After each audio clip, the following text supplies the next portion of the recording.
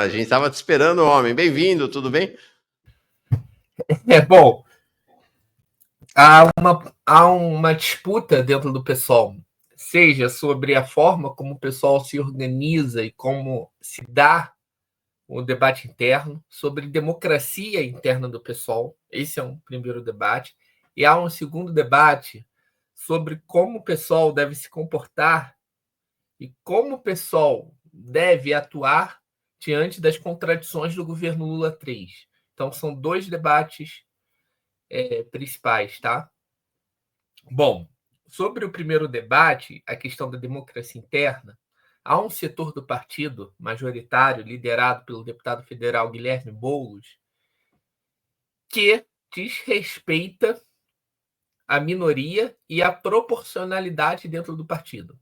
O pessoal é um partido de corrente, que preza pela pluralidade de ideias dentro do partido e por divergências táticas que são naturais em um partido de corrente. Perfeito? Dessa forma, para a democracia interna ter sustentabilidade, nós precisamos que a minoria tenha espaços proporcionais ao seu tamanho. Vou te dar um exemplo, Mauro. Se você tem uma bancada, vamos supor, de 13 deputados, tá? Se 8 deputados sempre decidirem tudo na base do voto, eles vão pegar todas as comissões, todas as lideranças de bancada, todos os cargos, que eles têm mais votos. Vão acabar tirando todos os espaços da minoria do partido. Certo?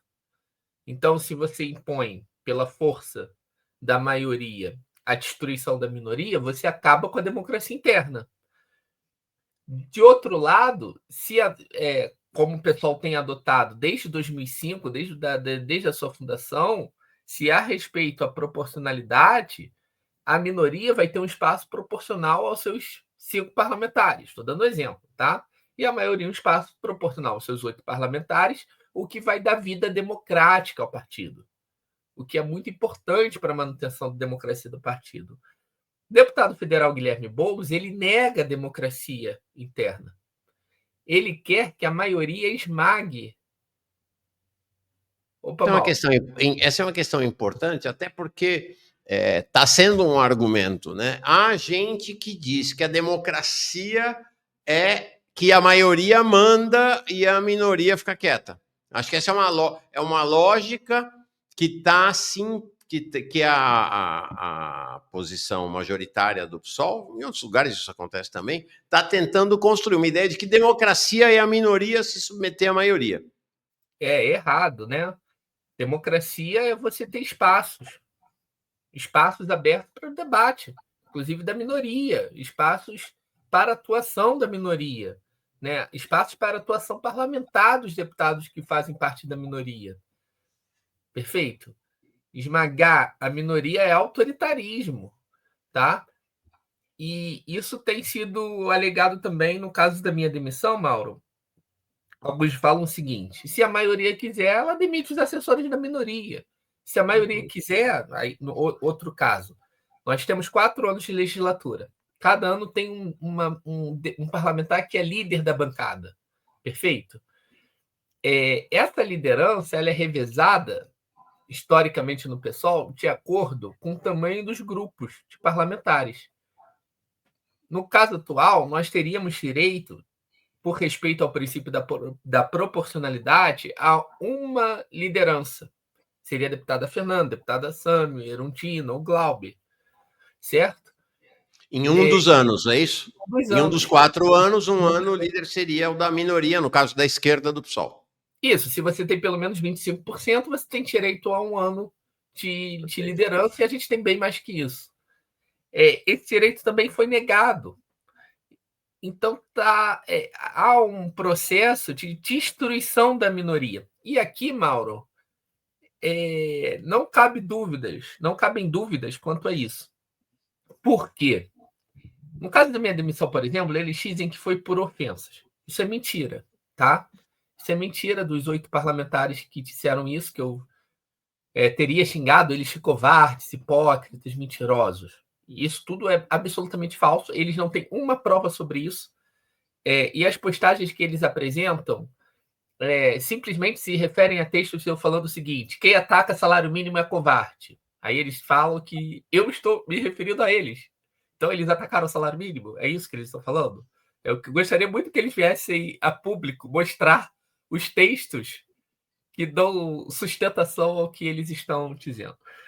Bom, mas o fato é, Mauro, dentro dessa lógica, a democracia interna vai acabar e a dirigente do MTST, a Natália, que também é dirigente do PSOL, do campo majoritário do PSOL, ela diz o seguinte no seu Que Twitter. é casada com o Guilherme Boulos, né? São casados, não é isso? Ela é companheira do Guilherme Boulos, mas ela tem o papel de dirigente do PSOL, tá? Ela é uma das principais dirigentes desse campo majoritário.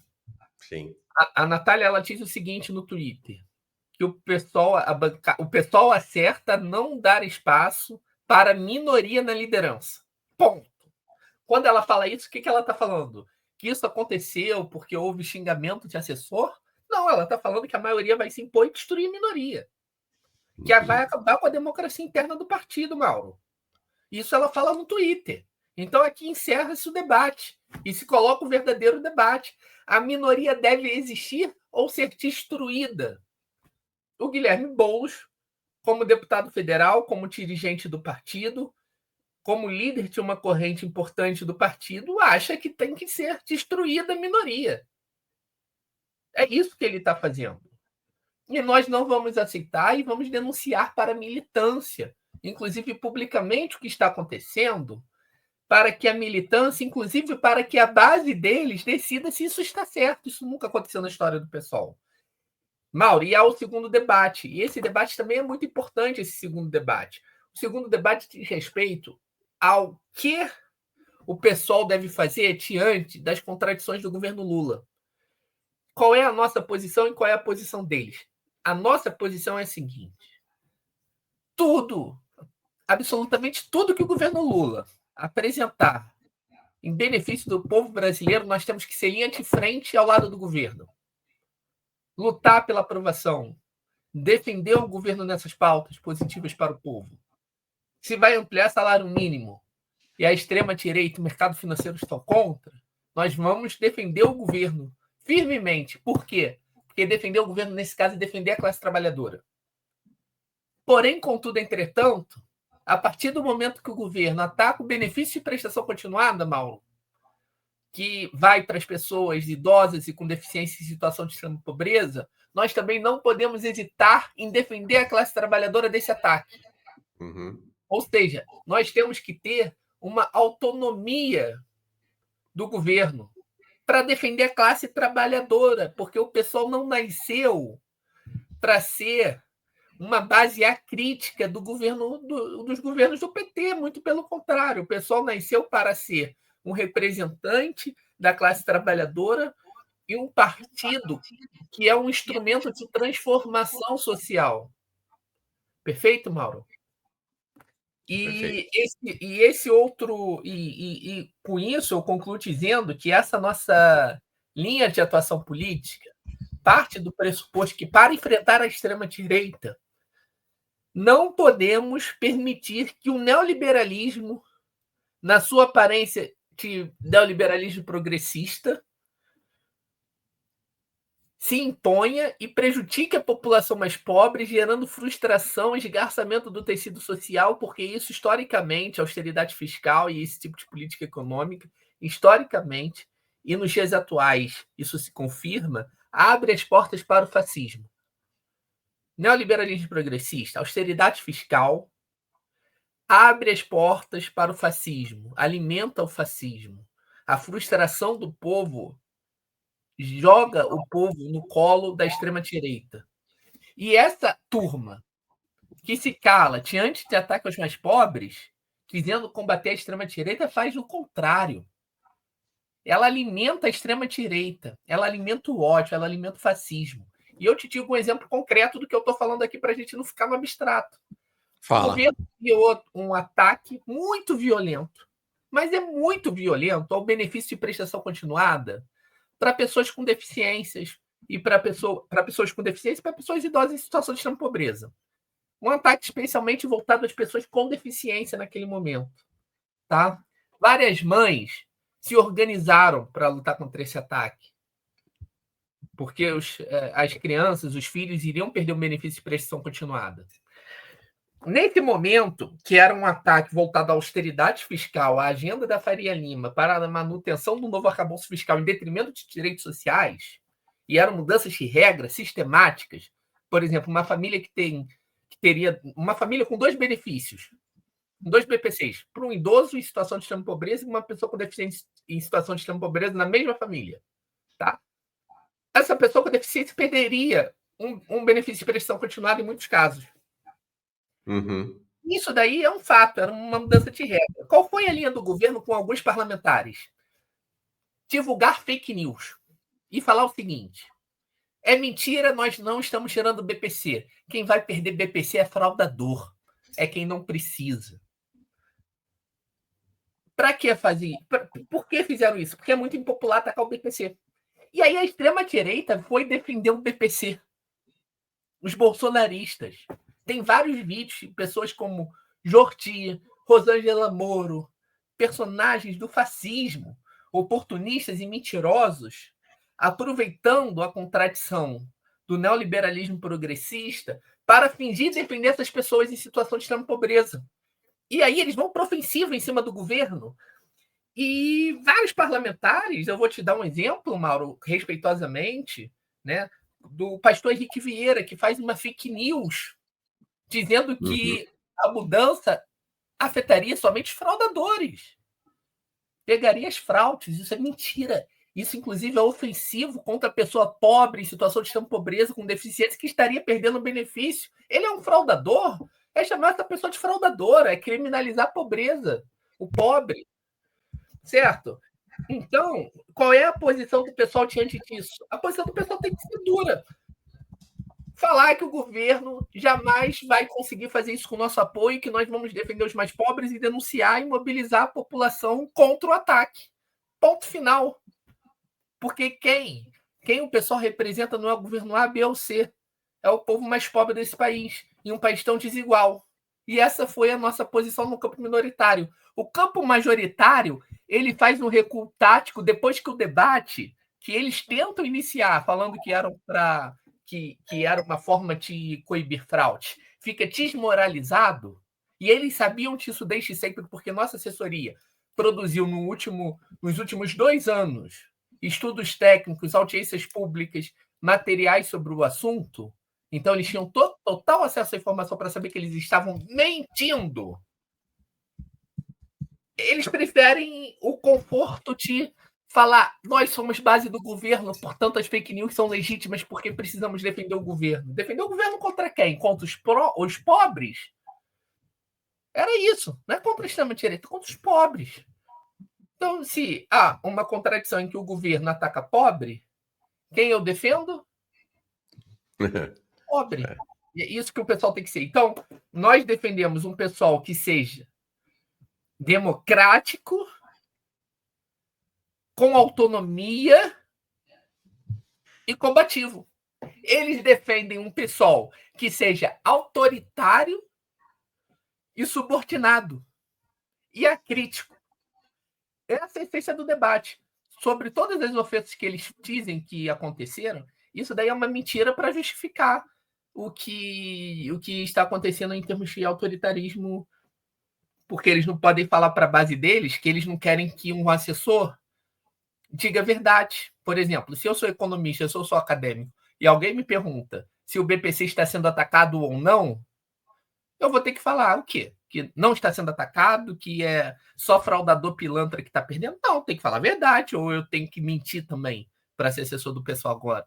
Você tem que ser um mentiroso profissional. Tá. Davi, essa é uma questão interessante voltando ainda no tema do conceito da democracia partidária, porque lá atrás, a esquerda do PSOL, houve um momento em que ela foi maioria na bancada, né? A Thalíria Petroni, a Erika Hilton, e outros parlamentares que agora compõem no campo majoritário, com a direita do partido, já foram da esquerda do PSOL e a esquerda do PSOL tinha maioria. Qual foi a postura da esquerda do PSOL em relação àquela que era então a minoria, esses setores moderados ou a chamada direita do PSOL, representada pelo Boulos e outros? Bom, em relação à composição da bancada, em um determinado momento, o setor minoritário hoje já foi majoritário. Quando, por exemplo, o MEIS, que é uma corrente do PSOL que compõe o atual campo minoritário, que defende uma posição combativa e democrática do PSOL, já teve 4 parlamentares na bancada, quando a bancada era menor, né, que era a deputada Sâmia, a deputada Fernanda, a deputada Vivi Reis e o deputado David Miranda. Né? Então, naquele momento, com maioria, bastava votar para ter os 4 anos de liderança, por exemplo. Não daria nenhuma liderança para os outros. Né? Se fosse na base do voto, pegaria todas as comissões, pegaria todos os espaços, esmagaria a minoria na bancada. Só que isso não pode acontecer. Então, o que aconteceu naquele momento foi 2 anos de liderança para um grupo, 2 anos para o outro, que era mais ou menos o que representava a proporcionalidade. Então, cada campo teve 2 anos. O campo da direita do PSOL e o campo combativo à esquerda. É assim, Mauro, é simples assim, sabe? Isso sempre foi feito no PSOL. Inclusive, setores que hoje estão com o Boulos respeitavam a proporcionalidade antes do Boulos. O Boulos ele entra no PSOL articulando a destruição da minoria e a adesão à crítica do PSOL ao governo Lula. Uhum. Isso começa a acontecer na entrada do Boulos na bancada de deputados federais do PSOL. Isso nunca tinha acontecido. Casos de assédio contra assessores para manipular notas técnicas em prol do governo, tá? Isso daí era recorrente. Ou seja, o Boulos ele teve uma dificuldade muito grande em 2023 por conta da cultura organizacional do PSOL na Câmara dos Deputados, em que os assessores produziam notas técnicas, pareceres técnicos que eram muito detalhistas, muito completos e que destrinchavam os projetos. E a partir dessa elaboração técnica, a bancada definia politicamente como atuar. Tá?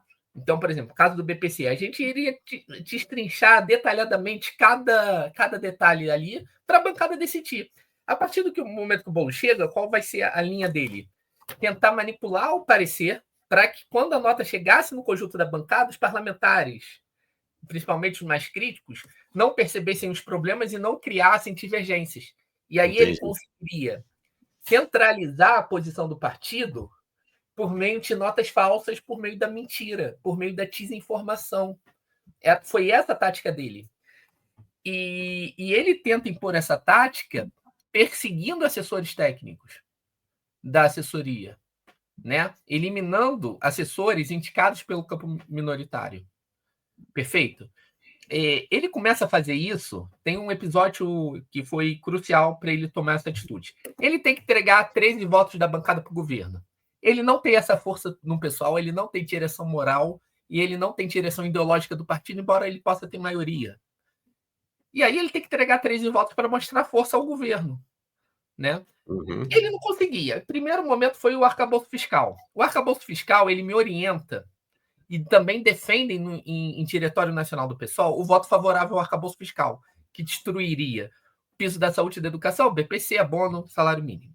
Bom, eu nego fazer uma orientação enviesada favorável ao arcabouço. O que eu falo é o seguinte, eu vou fazer uma orientação, vou escrever uma orientação baseada nos fatos. E a bancada tem todo o direito de decidir o que ela quiser.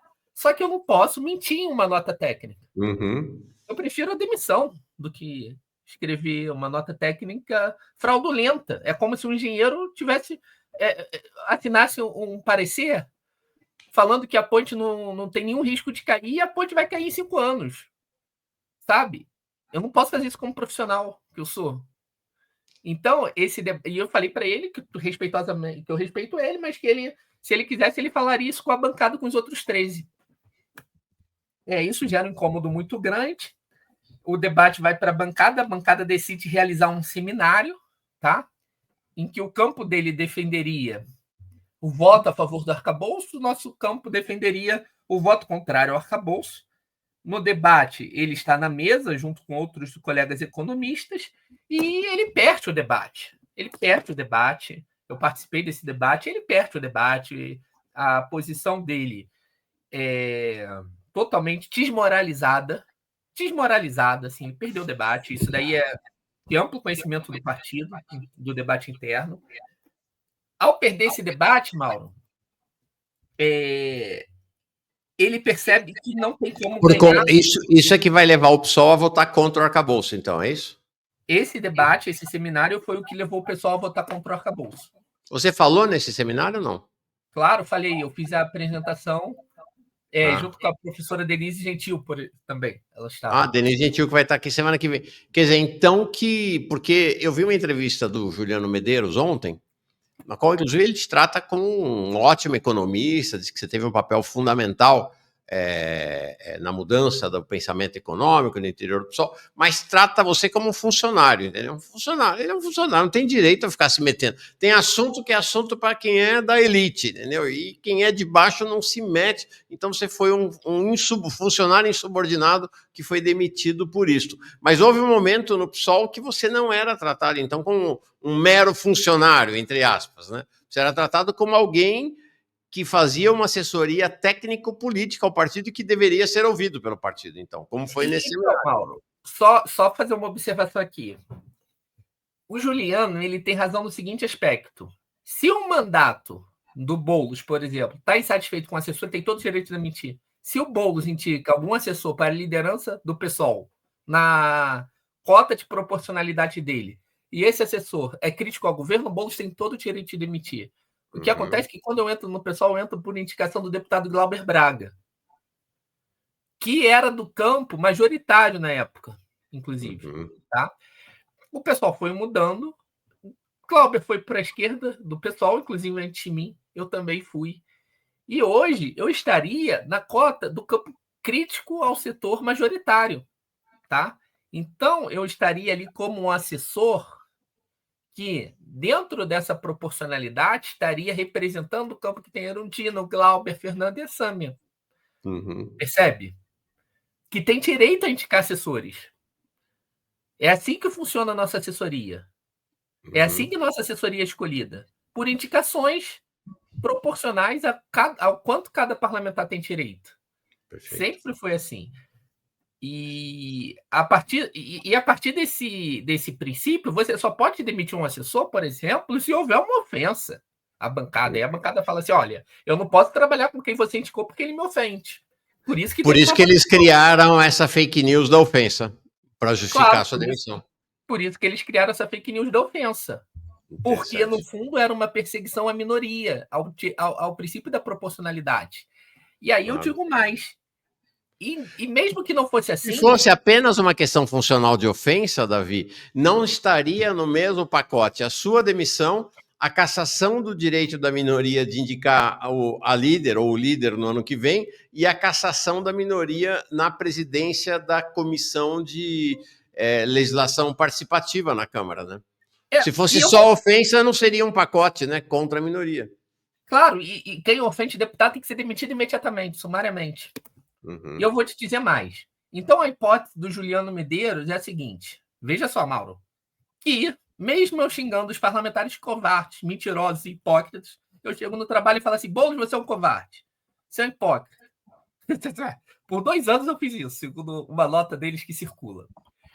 A Erundina, sabendo disso, ela fala, o Davi vai ficar aqui xingando parlamentares. O Chico Alencar, ele fala assim, não, eu sou a favor do Davi permanecer xingando parlamentares. Você acha mesmo que o debate se deu dentro da bancada? Nesses termos, Mauro, que a Erundina falou, não, o Davi tem que ficar xingando parlamentares mesmo. O debate era, Davi tem direito ou não de xingar? Isso é absurdo, é esdrúxulo. Ou alguém acha que a Erundina se prestaria esse papel? Ali o debate era sobre direito da minoria, de ocupar espaços na assessoria, espaço na liderança do partido, da bancada. Enfim, então é muito claro o que aconteceu ali. E mesmo, Mauro, que eu não fosse uma indicação do campo minoritário e fosse uma escolha técnica da bancada, como se fosse uma empresa, eu tenho total direito de, quando questionado sobre a natureza de uma matéria, como acadêmico e como profissional, comentar a natureza daquela matéria. BPC é um retrocesso para os mais pobres. Arcabouço fiscal vai impedir a manutenção dos pisos da saúde e da educação. Eu tenho total direito, no meu parecer técnico, de não mentir. Por quê? Porque quando o engenheiro constrói uma ponte fraudulenta, ele é o responsável quando essa ponte vai cair. E se ele assinou, ele é o responsável pela mentira, né? Então, o profissional ele não tem que mentir, laudos técnicos, né? Por que na economia o terraplanismo, o negacionismo vai ser aceito? Isso não aconteceu só comigo, isso aconteceu com vários outros assessores. Perfeito. O pessoal, inclusive, eu vou fazer uma denúncia aqui grave, Mauro. Faça. É recorrente os casos de assédio no PSOL. Isso também é recorrente em vários partidos na Câmara dos Deputados, porque nós somos cargos de livre nomeação e exoneração. Tem boa parte dos direitos trabalhistas de um trabalhador CLT, tá? E há uma cultura que parlamentar pode fazer tudo com um trabalhador do legislativo, que deputado que manda, que ele pode fazer tudo que nós não temos direito, e que esse trabalhador pode ser asediado à vontade. Há essa cultura estabelecida no legislativo e o pessoal está adotando isso.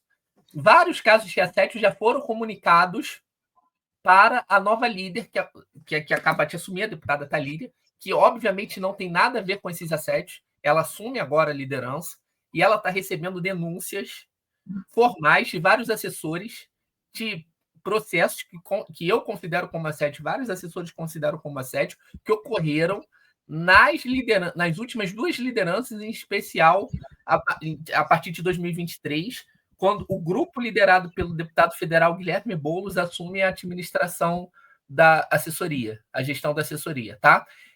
Diante desses casos de assédio, eu sofri inclusive, que é esdrúxulo. Eu estava trabalhando na sala da assessoria da bancada de deputados federais do PSOL, tá? E alguém de costas, ligado à corrente do deputado federal Guilherme Boulos, tira uma foto do meu computador de trabalho, no qual eu estou corrigindo um texto no chat GPT. Tá? Eu estou fazendo uma correção usando inteligência artificial para fazer correção de texto. Isso daí é algo... não fazer isso é ser ultrapassado, né? A inteligência artificial existe para isso. Eles mandam essa foto para uma página do Gabinete do Ódio no Twitter, que ataca parlamentares da oposição do PSOL, que já estava sendo acompanhada pelo nosso campo. E essa página posta essa foto que foi tirada de dentro da nossa assessoria, da sala da nossa assessoria, para tentar desmoralizar minha produção técnica e intelectual. A própria página fala que foi um colega de trabalho meu que tirou essa foto. Sabe qual foi isso é um absurdo numa empresa. Isso é um absurdo numa empresa. Sabe qual foi o procedimento adotado pelo partido? Nenhum. Diante de uma situação gravíssima como essa. Sabe? E aí eu sofro assédio. Isso é assédio. Vários outros momentos de assédio que eu sofri ali. Isso é inegável. Tá? Isso é inegável. Eu duvido alguém negar que isso aconteceu. Pela coordenação nomeada pelo deputado federal Guilherme Boulos, que aceitou vários outros assessores. Diante dos casos de assédio, o que o pessoal faz? Demite quem foi assediado. E não demite os assediadores que estão lá até hoje. É isso que um partido que representa a classe trabalhadora vai fazer com seus trabalhadores? Sim. Né? Isso é muito grave, irmão. Sim. Davi, deixa eu ler uns comentários e na sequência vamos embarcar Jones Manuel, que vem aqui, quer te saudar e diz que vem para contar uma novidade. Gente, que novidade será essa? Segura aí, deixa eu ler os comentários aqui. Luciana Teixeira, meu Deus, Haddad é o cavalo de Troia desse governo Lula 3. Fernando Bonulli Santana chega como novo membro, e aí, com a presença do Fernando, eu convoco, conclamo você para se tornar novo membro e membro aqui do canal Jones Manuel. Um canal de esquerda se faz sustentado, financiado, patrocinado por trabalhadores e trabalhadoras e não por governo, não por empresa privada, não por empresas privatizadas, não por banco, é nós com nós. Então, obrigado, Fernando, e todo mundo que vai chegando aqui. Henrique Magalhães, se te vendem gasolina adulterada, falando do tema que tratamos um pouco antes, né? O posto pode ser fechado e os donos punidos. Já no mercado te vendem esse tipo de coisa, que são os produtos adulterados, né? Essa coisa, em vez de leite condensado, é leite condensado fake, em vez de café, café fake, assim vai, né? E chamam de alimento. O povo brasileiro vale menos que uma frota de veículos. Alex Nascimento, temo que talvez o PSOL possa fazer vista grossa à anistia, se considerar mais fácil ganhar do Bolsonaro em 2026 do que de outros candidatos de direita. Sebastião Rocha, isso é muito grave, quando a minoria não tem mais voz, é porque o fascismo venceu. Boulos quer destruir a minoria do PSOL ou quer destruir o programa do PSOL de combate ao neoliberalismo? Acho que você já falou sobre isso, né? O Antônio Júnior, qual seria a saída para a esquerda do PSOL? A direita do PSOL não precisa de vocês, eles podem fazer federação com o PT. Você não se arrepende de ter apoiado a farsa da campanha do Lula desde o primeiro turno, e o Bruno Lima manda o apoio dele aqui, dizendo que vale a pena lembrar que quem recebe o BPC não vive nenhuma vida de luxo, muito pelo contrário. Ainda mais uma pessoa cheia de problemas de saúde. Manuel Ramon Souza Cruz apoia aqui, o Aloysio Filho, deixa eu ver, aqui é outra pessoa, Davi, ser botafoguense e esquerda no Brasil. É uma prova de paciência e sofrimento, vamos juntos. Já tinha gente aqui te provocando, dizendo que o Botafogo perdeu para o Madureira. Bom, acho que tem uma questão aqui que vale a pena você responder, que é do Antônio Júnior, e aí na sequência embarcamos Jones Manuel. Qual seria a saída para a esquerda do PSOL? Ontem o Glauber disse que abriu um processo de consulta e reflexão sobre a permanência ou não no PSOL. Qual a tua posição em relação a esse assunto? Mauro, sem dúvida, a saída para a esquerda do PSOL é lutar para manter o PSOL como um importante instrumento de transformação social. É isso, é lutar pelo PSOL. O PSOL hoje é um instrumento muito importante. Tá? Por quê? Porque hoje no parlamento, dentro das instituições, dentro desse jogo parlamentar, o PSOL é o partido que é viável para quadros como Glauber Braga lutarem contra as emendas do orçamento secreto, denunciarem as manobras do Arthur Lira, defenderem um BPC. Então, o PSOL viabiliza essas lutas. Então, ele deve ser salvo dessa armadilha criada por setores majoritários que querem acabar com um pessoal que seja democrático e combativo. Então, nós temos que dar o devido combate, nós não podemos nos acovardar diante dos ataques e temos que defender o pessoal duramente, com toda a nossa disposição.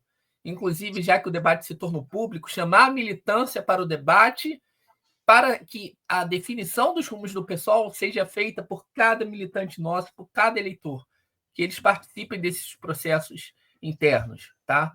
Essa é a minha posição e é muito direta quanto a isso, é salvar o pessoal.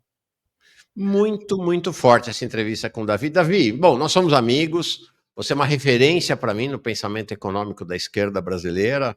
Toda vez que tenho dúvidas de economia, te escrevo, te consultando com você. Realmente, você tem sido uma voz. Eu sempre falo aqui, né? Quem olha para o governo Lula sabe que lá no comecinho de 2023 teve alguém que levantou a mão e falou: este arcabouço não vai dar certo. Né? E foi você, e desde o começo denunciou o caráter neoliberal do arcabouço. Então você foi muito corajoso, continua sendo muito corajoso. Eu tenho a honra, o orgulho de ser seu amigo e da gente estar juntos aqui sempre.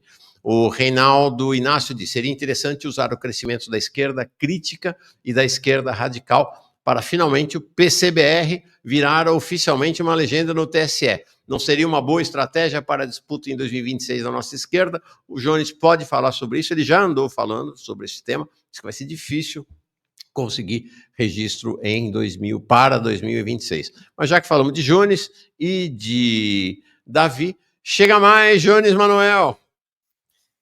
E aí, gente? Bom dia, tudo bom? Bom dia. Bom dia, camarada. Bom demais. Muito forte essa entrevista, hein, com esse rapaz aqui, o Davi Decache, hein? Bom demais, como sempre. Davi, só um relato pessoal que eu acho interessante.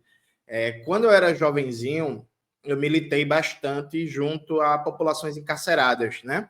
E aí participei de movimentos que lutavam em defesa de crianças e adolescentes cumprindo medida socioeducativa, familiares de presos, participei da frente contra o extermínio da juventude negra aqui em Pernambuco e tal. E quando eu entrei no mestrado, o tema carcerário penal era meu tema inicial de estudos, né? Infelizmente, eu tive que mudar de tema no decorrer do mestrado.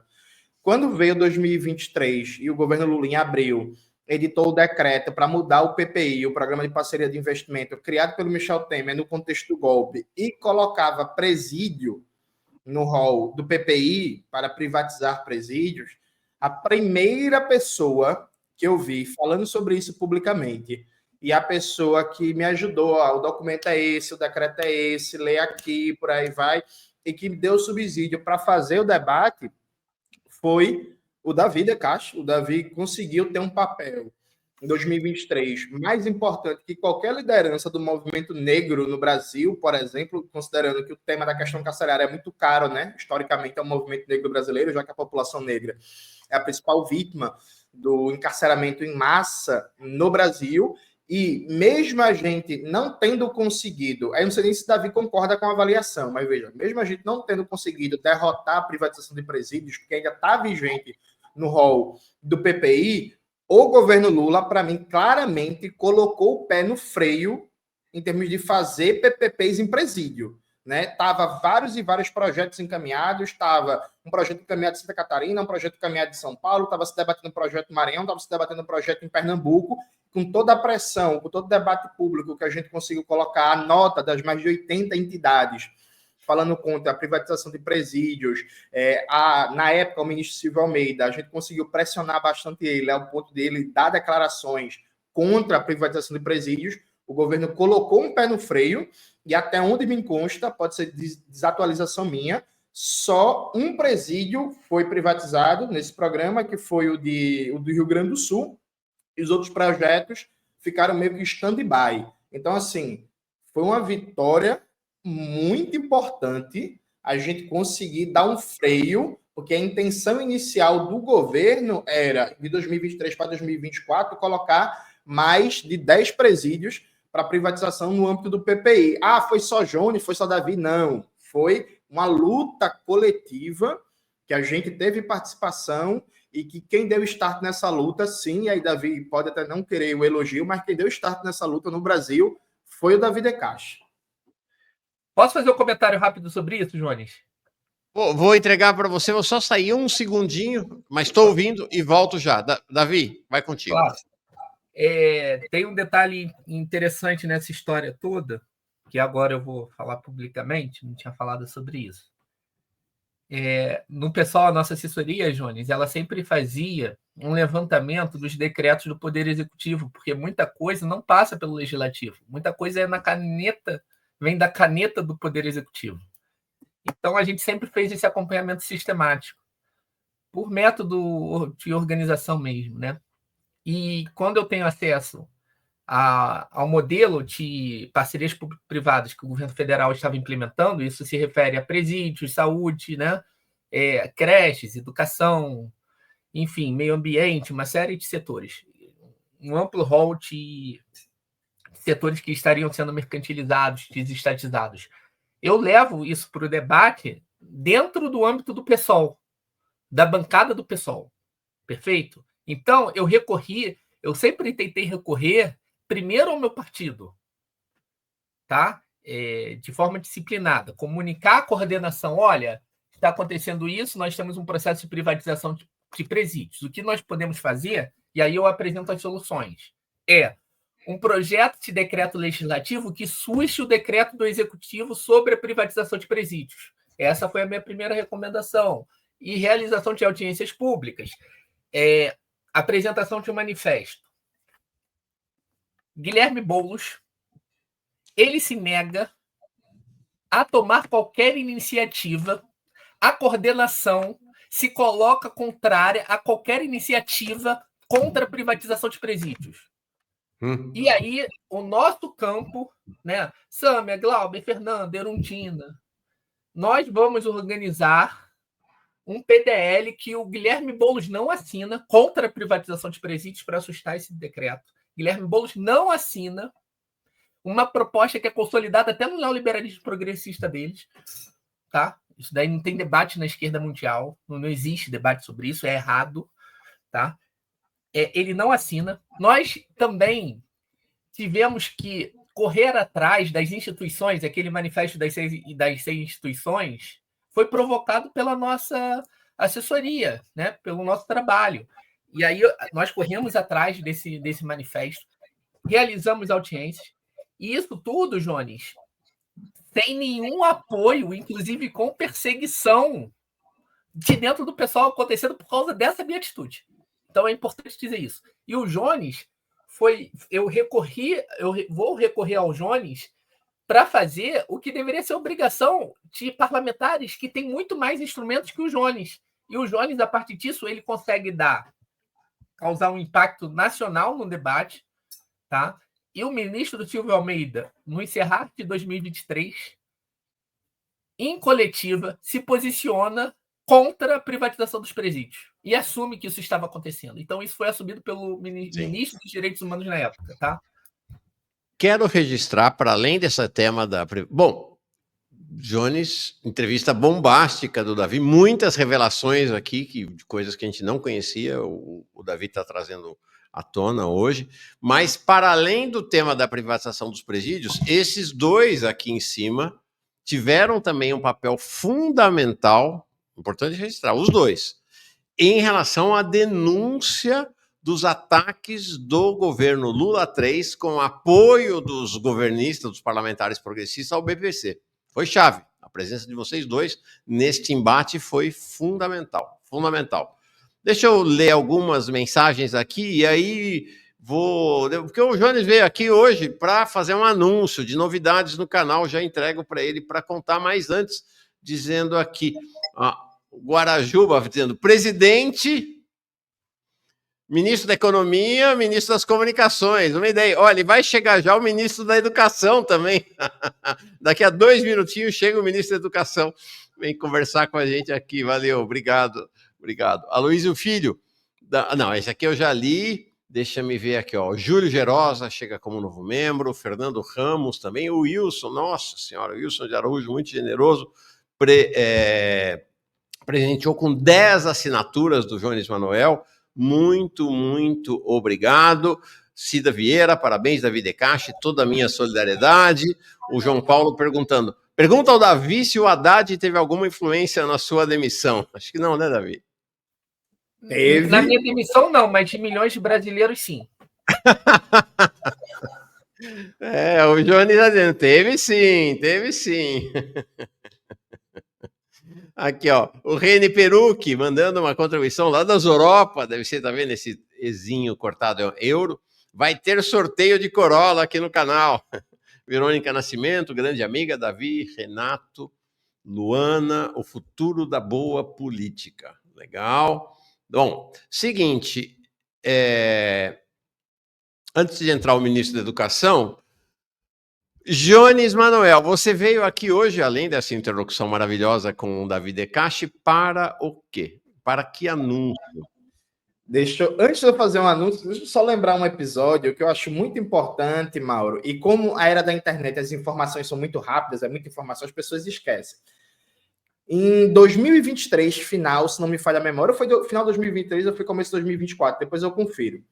O Luiz Nassif fez uma crítica ao ministro Fernando Haddad, e aí o Haddad ligou diretamente para o Nassif para dizer que ele estava errado, que ele estava dando informações equivocadas, que ele estava mentindo numa linguagem mais direta, e o Nassif escreveu uma matéria tratando do constrangimento que foi a ligação do Haddad. Isso está no ar, está no site do GGN, e foi basicamente, na época o Nassif estava com a posição mais dura, o Nassif dizendo assim, ó, eu critiquei o ministro, e e o ministro me ligou bem meio que para dizer que eu estava mentindo e que assim era muito difícil manter a interlocução. Veja, o GGN, com todo respeito ao trabalho do Nassif, que é um jornalista histórico muito importante e tal, mas o GGN do Nassif nem é um site de grande repercussão nacional que vai ter o grande impacto na opinião pública, nem nada disso, né? Cá entre nós, é uma mídia de esquerda muito importante, qualificada, etc, etc, etc. Mas é isso. A personalidade do Haddad, a forma de lidar com críticas dele é isso. Um economista fez uma crítica, um jornalista economista fez uma crítica, no dia seguinte o ministro liga para dar um quadro nele, porque não pode fazer a crítica ao ministro, né? Eu já que quando eu sair aqui eu procuro essa matéria e mando no chat para o Mauro colocar. Dito isto, o nosso portal de notícias, que inclusive, Mauro, o projeto inicial do design ficou pronto, né? Opa! A gente só está fazendo alguns anúncios, alguns ajustezinhos, né? Algumas mudanças tópicas, mas o projeto inicial ficou pronto. A gente deve anunciar agora, final de fevereiro, qual é o nome do portal de notícias, porque, relembrando, Manhã Brasil é o nome do programa do Mauro Lopes. O nome do portal de notícias, a gente vai anunciar ainda, né? E aí, neste portal de notícias, a gente vai ter uma série de programas e uma série, para além das coberturas ao vivo, das análises jornalísticas ao vivo, né? E a gente vai ter um programa sobre economia semanal com Davi De Cache. Então, toda semana teremos um vídeo do Davi De Cache aqui no nosso portal de notícias em informação, em que Davi vai explicar de maneira didática, acessível e popular temas da conjuntura, mas não só temas da conjuntura, temas ligados aos debates mais estruturais da economia brasileira. Então, o que é inflação? Como se combate a inflação? O Estado quebra? Ele fica sem dinheiro? Como é que se cria a moeda? O que é, por exemplo, a dificuldade para industrializar o Brasil? Como é que se reduz o preço dos alimentos? Por que o Brasil produz tão pouca ciência e tecnologia e é dependente, por exemplo, 85% dos fertilizantes brasileiros é importado? Temas estruturais que afetam o dia a dia da classe trabalhadora, que afetam diretamente a soberania nacional brasileira, a capacidade do povo trabalhador de autodeterminar o seu destino. A gente está conversando sobre o nome, né? E aí, Maxwell é também, gente, uma espécie de gerente, né? Maxwell é um trabalhador multiuso. Então, Maxwell está conversando com o Davi De Cache sobre como é que vai ser o nome do programa, pensando na identidade visual e por aí vai. E toda semana teremos Davi De Cache aqui com a gente no portal de notícias. E a partir da semana que vem, a gente vai anunciar a estreia de outros programas. Eu já posso adiantar que vai ter um sobre geopolítica e questão militar com Euclides Vasconcelos. Vai ter o Euclides, né? Euclides. Vai ter um também sobre filosofia, teoria política e cultura com Eribaldo Maia, meu grande amigo Eribaldo Maia, que a gente lançou o livro juntos, que o Davi fez o prefácio. E em março, começa a programação da noite do nosso portal de notícias, das 7 horas da noite às 9h30, em março. Com quem? A gente não vai adiantar agora. Na última sexta-feira de fevereiro, Mauro Lopes vai entrevistar esta pessoa, e é muito bom português, né? Que esta pessoa é gênero neutro, então vocês sabem se é homem ou se é mulher. Então, Mauro Lopes vai entrevistar essa pessoa e vocês vão saber. Então, um programa de economia com Davi De Cache semanal, um programa de filosofia semanal com o Eribaldo, é isso? Eribaldo, e um programa semanal de geopolítica com o Euclides Vasconcelos. Geopolítica e questão militar. Geopolítica e questão militar. Então, bom, todos eles já passaram por aqui pelo Manhã Brasil, já foram entrevistados, todos vocês conhecem a qualidade dos três. Davi De Cache, que sonho bom realizando. Você vai ter um programa semanal aqui. Conta o que vai ser isso para nós. Mauro, conversando com o Jones que teve a ideia e fez o convite, e eu me senti muito honrado.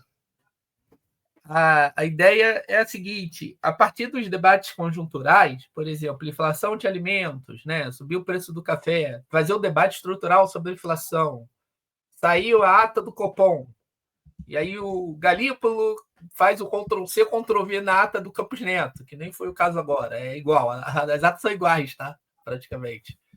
Aí a gente pegar esse fato, né, essa necessidade imediata da população e trazer o debate estrutural, o debate de fôlego que está por trás disso. Há uma ausência total desse tipo de debate na mídia governista, né, Mauro, como você gosta de falar. Né? É totalmente raso o debate econômico na mídia governista. Quando não baseado em fake news, o que é pior ainda.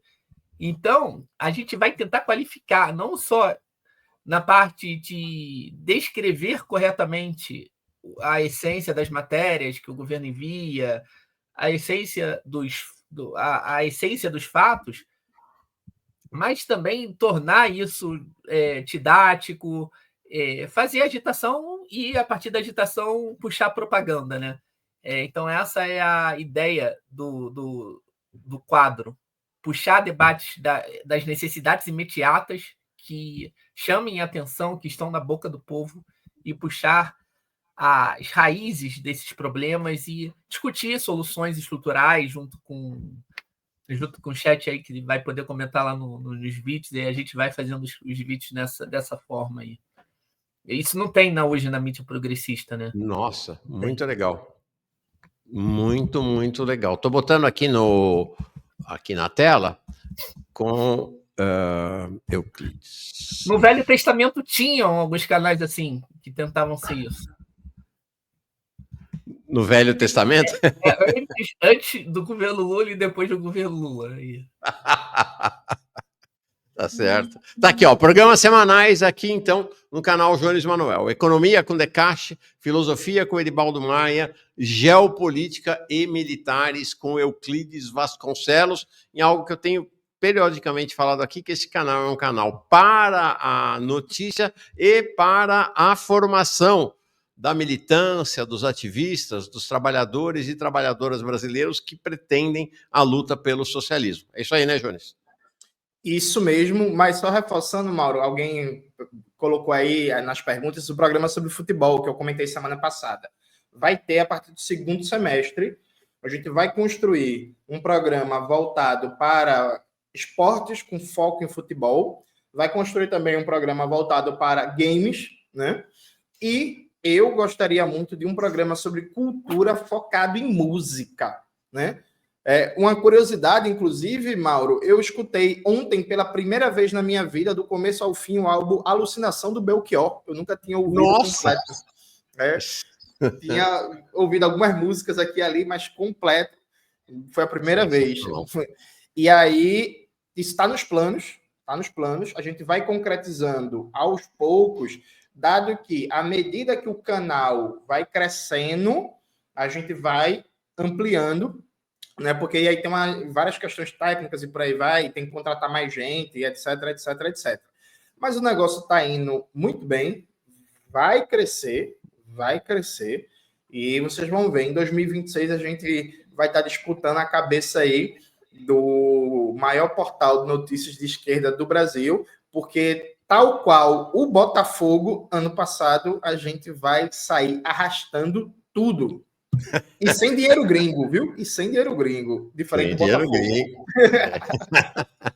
Isso aí, eu tenho dito aqui, sabe, Jones, eu faço repetidos apelos para que as pessoas, né, como têm feito e são muito generosos, mandem chats ou superchats, super sticker, se tornem membros e membras, né, façam assinatura no Apoia-se, porque isto é o que dá sustentação. Hoje eu garanti para todo mundo aqui, tá? Pode mandar que o Jones não vai comprar apartamento em Boa Viagem, não. Né? É um projeto político socialista, né, que da esquerda brasileira, né? Então, essa sustentação, eu digo sempre, não tem dinheiro de governo, não tem dinheiro de banco, não tem dinheiro de empresa que foi privatizada, né? Não tem.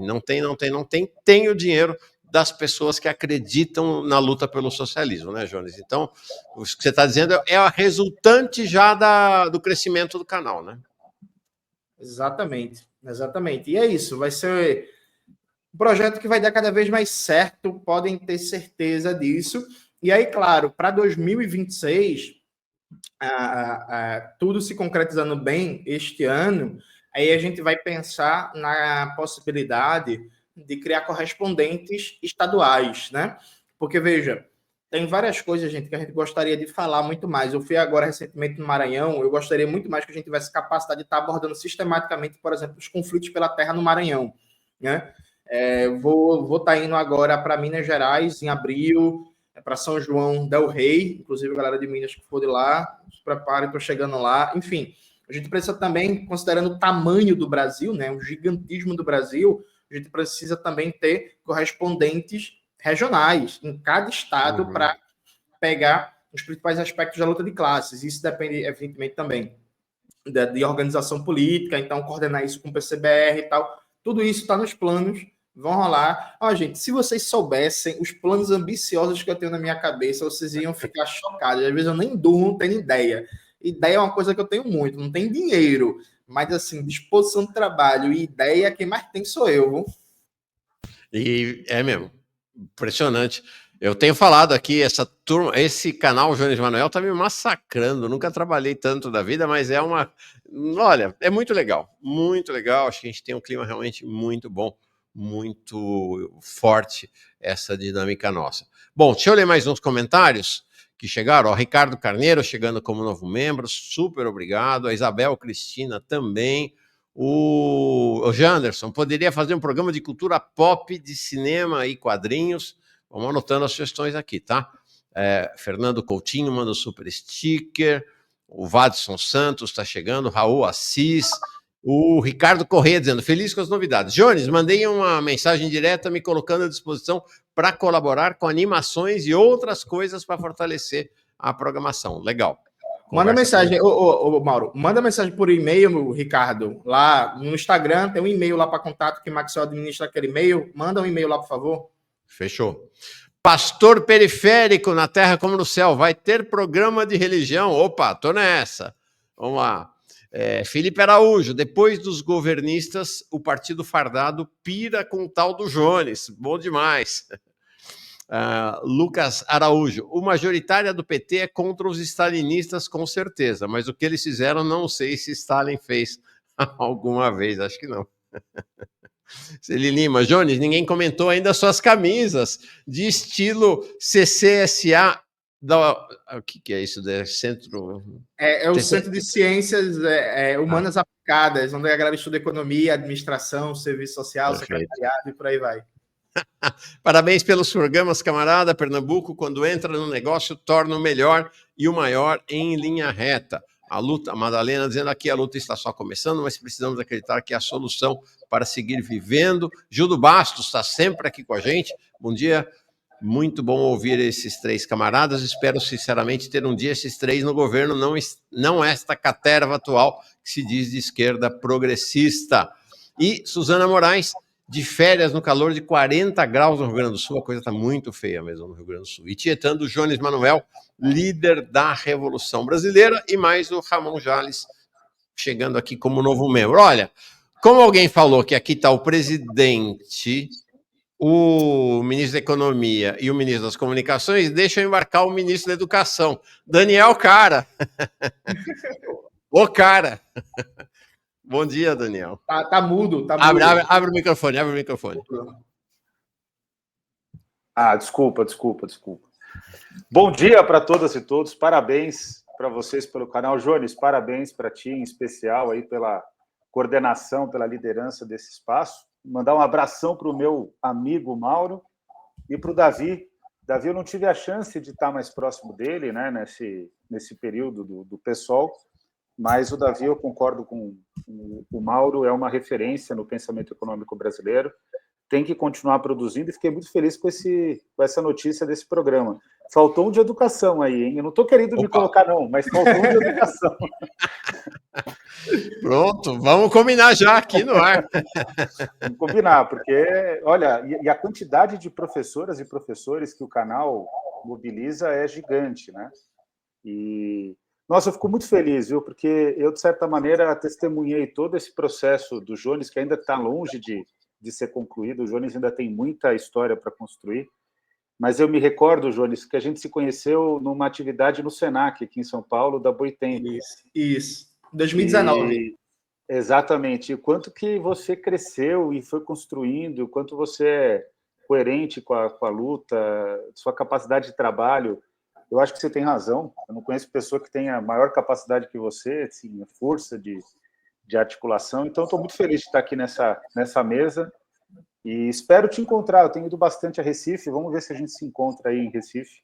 Vamos embora. Quando você vier para Recife, me avise que a gente almoça aqui em casa. Todo mundo que vem a Recife, eu chamo para almoçar aqui em casa. Já veio o Mauro, já veio o Matheus, já veio algumas pessoas que não podem falar, porque não podem ser vistas comigo.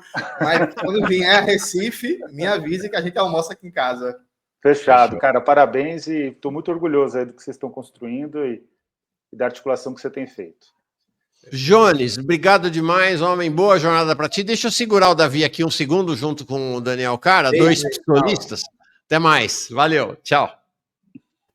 Abração.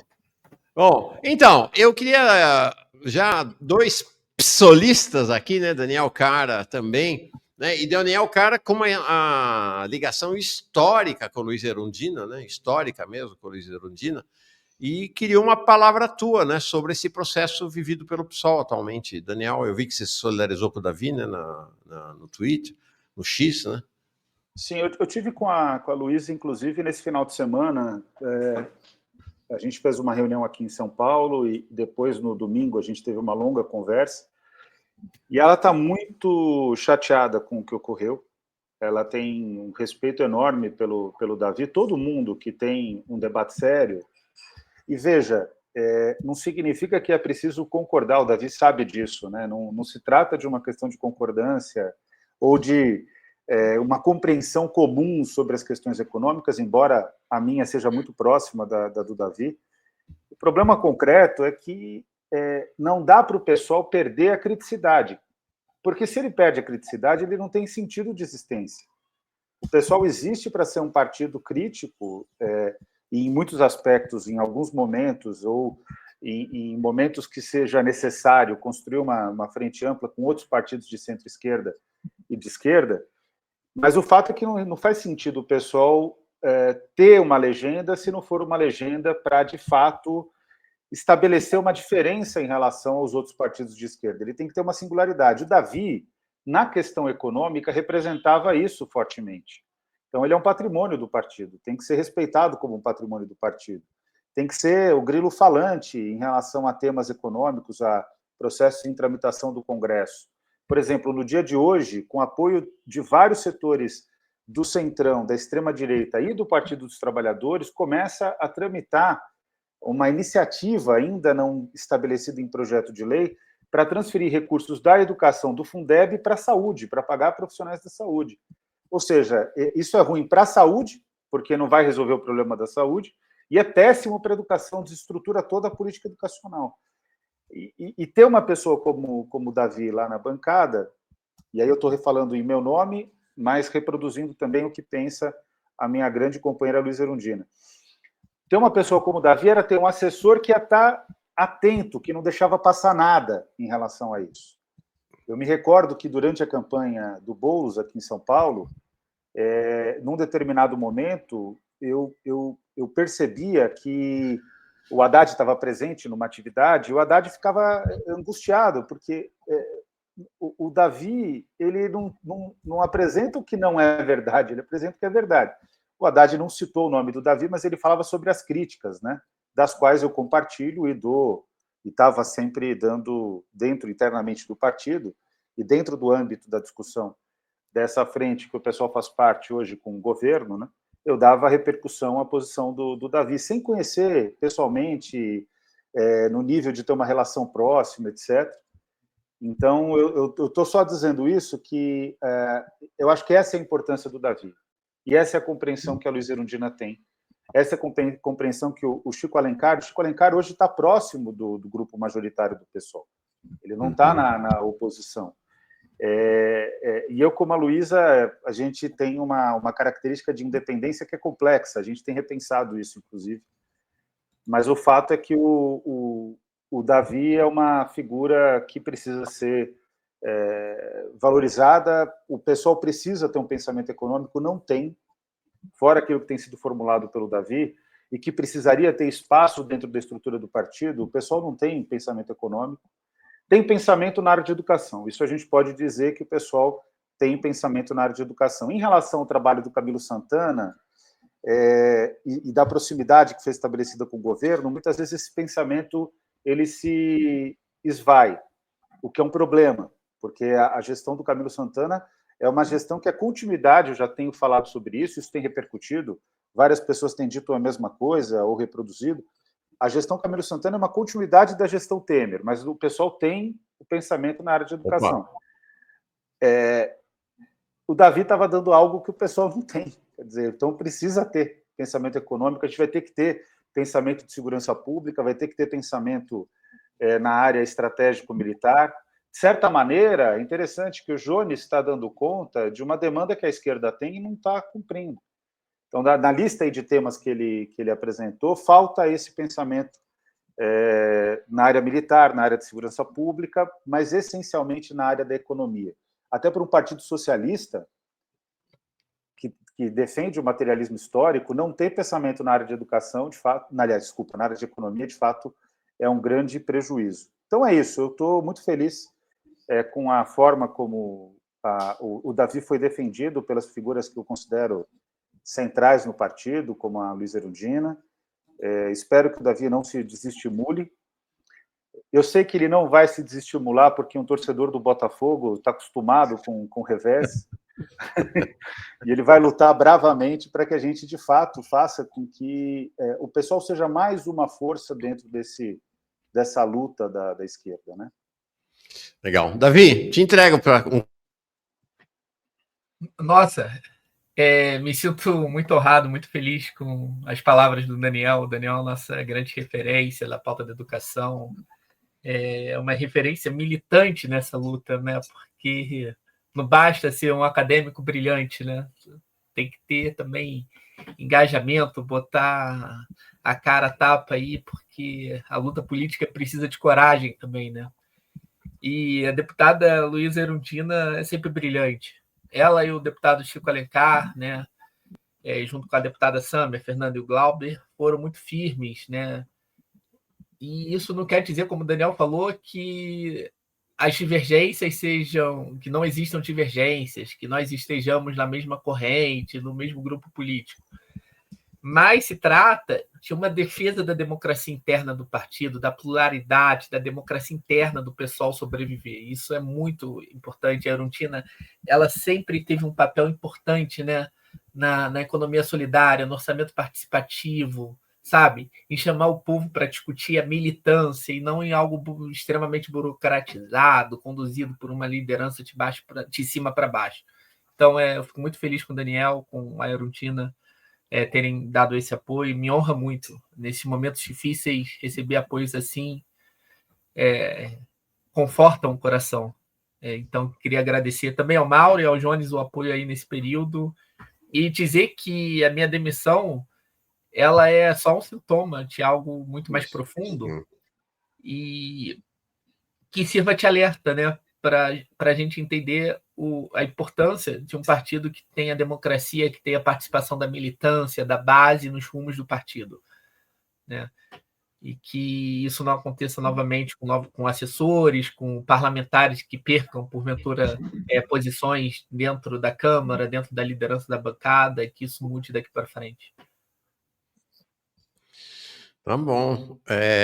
O Decache aqui, a Mariana Belize pedindo, Decache, namora comigo, seu lindo. Acho que não vai rolar não, viu, Mariana? Acho que não vai rolar não. Mas tá bom. Olha, Davi... Mauro, o que é isso, Mauro? O que é isso? Tinder. Mauro Tinder. O Mauro tem um talento para Tinder, viu? Eu já vivi essa experiência aí. Ele é o Rodrigo Faro dos comunistas. Davi, super obrigado. Impactante demais sua presença, bombástica entrevista. Nossa, estou muito feliz com o anúncio do teu programa semanal aqui. Acho que vai ser um grande sucesso, né? Você também é um jovem, né? Como você, o Daniel, o Jones aí, são todos figuras centrais para pensar o presente e futuro. A esquerda brasileira tem presente e tem futuro, e vocês são 3 nomes fundamentais nessa jornada. Obrigado, Davi. Um abração, Até a próxima. Mauro, um abração, Um Daniel. abração. Tchau.